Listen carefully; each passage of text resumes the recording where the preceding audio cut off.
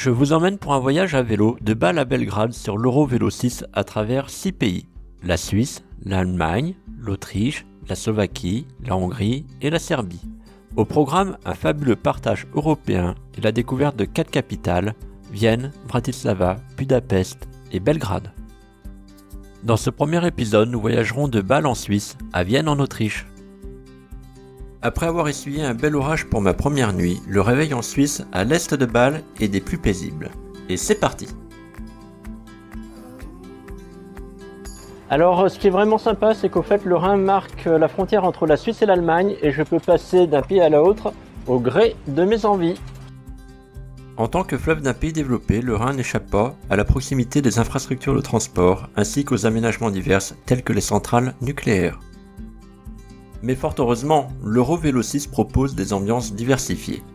Dès les débuts, je traverse forêt, ruralité, lieux de villégiature, must touristiques tels que les chutes du Rhin, ou encore la découverte de petites communes comme Schaffhaus et sa fortification. Mais aussi des ouvrages insolites peu connus comme le pont couvert en bois de Diessenhofen, des lieux d'accueil sympas tels que cette ferme avec son magasin en libre service qui a un emplacement pour les cyclo-tentes.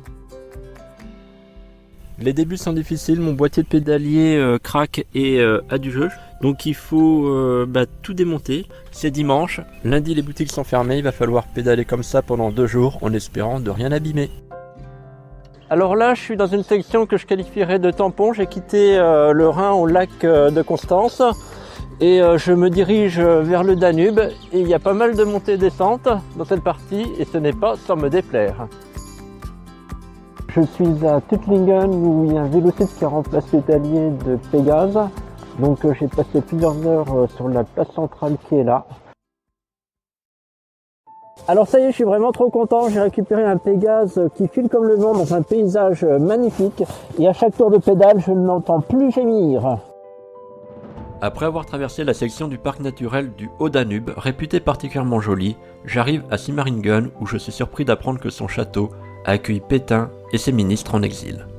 Autre découverte en cette période, l'arbre de mai. J'en vois partout. C'est une véritable compétition que se livrent les villages bavarois pour se doter du plus grand et du plus bel arbre. Au Bade-Wurtemberg, il y a vraiment des cigognes partout. Ici, un nid sur un poteau électrique au bord de la route. En Bavière, beaucoup de fermes et restaurants-hôtels proposent un emplacement en tente. C'est sympathique de pouvoir côtoyer la vie locale, et encore plus un jeudi de l'Ascension largement fêté à coups de bière et de musique. C'est aussi dans la prairie de l'une de ces fermes que j'ai rencontré Michel et Jean-Yves, 2 Français partis de Saint-Nazaire à pied pour rejoindre Jérusalem.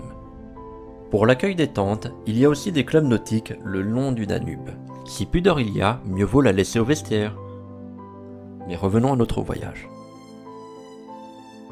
Là, j'arrive dans la ville de Ulm avec un réseau cyclable toujours au top, comme souvent en Allemagne. Et la ville de Ulm, il faut savoir qu'il y a le plus haut clocher principal du monde, rien que ça, avec 161,5 mètres, s'il vous plaît. Et à la sortie de Ulm, le Danube a vraiment pris en largeur, c'est impressionnant, il commence à ressembler à un vrai fleuve.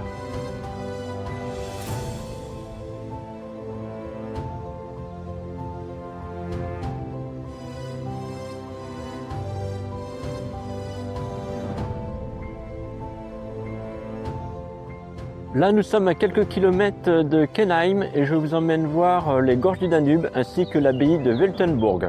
Il faut savoir que sa brasserie est l'une des plus vieilles du monde aux côtés de Weihenstephan ayant commencé son activité en 1050. Pour la suite, j'opte pour la rive gauche en prenant un bac à treilles.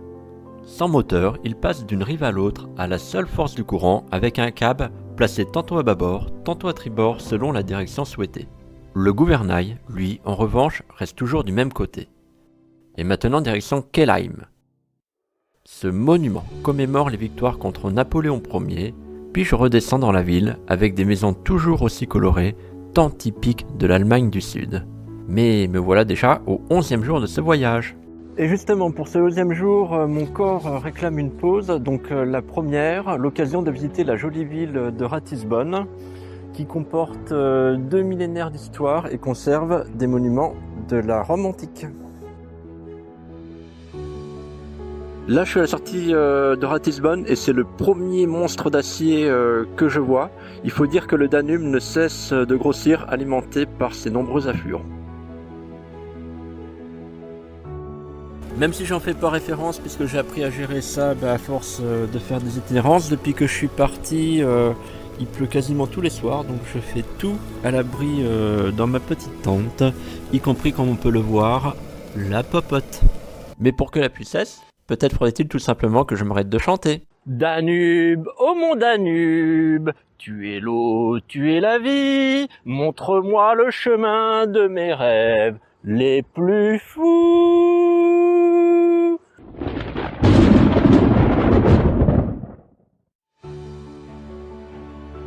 Alors là, c'est un arrêt typique, un arrêt pipi.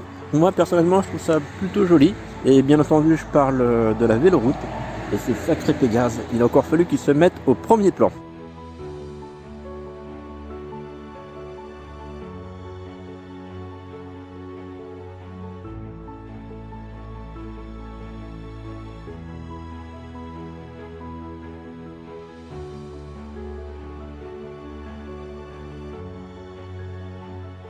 La ville de Passau est implantée à la confluence du Danube et de l'Inn.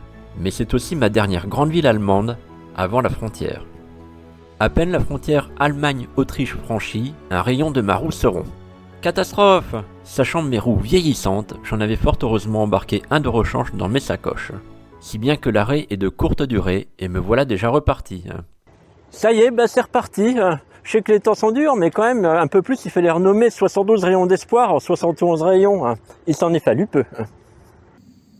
Et après cette petite mésaventure, quelle joie de constater qu'en Autriche aussi, il y a des accueils cyclotentes vraiment sympas. Alors hier à la ferme, toutes les 15 minutes, il y avait un paon qui passait en paradant devant ma tente. Et aujourd'hui, parce qu'il y a quelques dames dans le secteur, il y a des hommes qui passent torse nu en gonflant les pectoraux. L'Autriche, jusqu'aux portes de Vienne, je l'ai vu avec un Danube qui serpente dans des reliefs encaissés. C'est sans doute le tronçon le plus beau que j'ai vu depuis mon départ, car jusqu'à présent, les parties encaissées ne duraient jamais vraiment longtemps.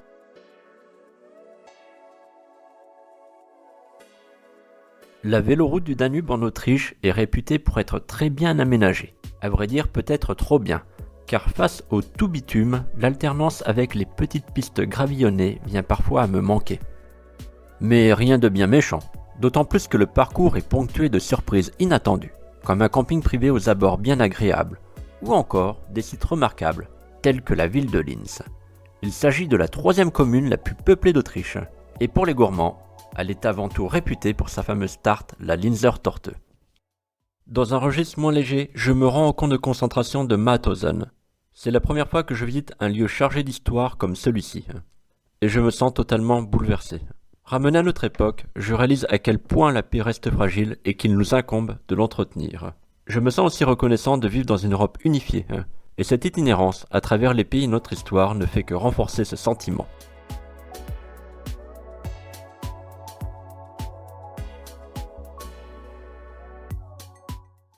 Alors ce qui est génial en Autriche comme en Allemagne et les pays germaniques, c'est que il y a quand même une confiance qui règne pour les magasins de libre-service comme celui-ci, où j'achète 2 pommes pour 40 centimes.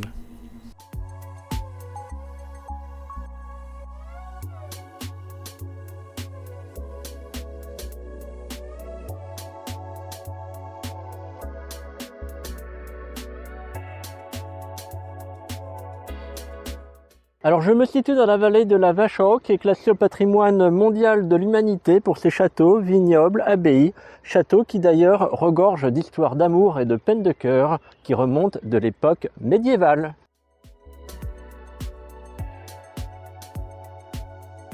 Vienne. L'entrée dans la ville est marquée par l'incinérateur de déchets avec sa cheminée et sa façade atypique. Une bonne nuit entre 4 murs, un bon repas, et me voilà prêt à faire du tourisme. Vienne est magnifique, avec des monuments historiques et palais à tous les coins de rue. Je suis surpris à quel point la ville transpire d'une histoire dont elle a tiré le meilleur des influences, tant d'un point de vue architectural que culturel. Merci à Christine pour sa visite de la ville. et bien sûr aux autres membres de l'EMCCV, l'équivalent autrichien de l'association AFA Crohn RCH dont je fais partie. Je n'oublierai jamais les moments de convivialité passés ensemble. Ainsi se termine ce premier épisode. Dans le prochain, vous découvrirez une Europe différente, plus rurale, avec la poursuite de mon voyage en Slovaquie, Hongrie et Serbie. Sur ma page Facebook 72 rayons d'espoir contre la maladie de Crohn, vous pourrez lire le récit de cette randonnée et le partage de mes autres voyages itinérants à pied, en raquette éclatante dans la neige, en vélo et en kayak. Vous y trouverez également un lien vers une page de collecte au profit de l'association François Aupetit, reconnue d'utilité publique dans la lutte contre les maladies inflammatoires chroniques de l'intestin. À bientôt pour de nouvelles aventures. Danube, oh mon Danube, tu es l'eau, tu es la vie, montre-moi le chemin de mes rêves les plus fous.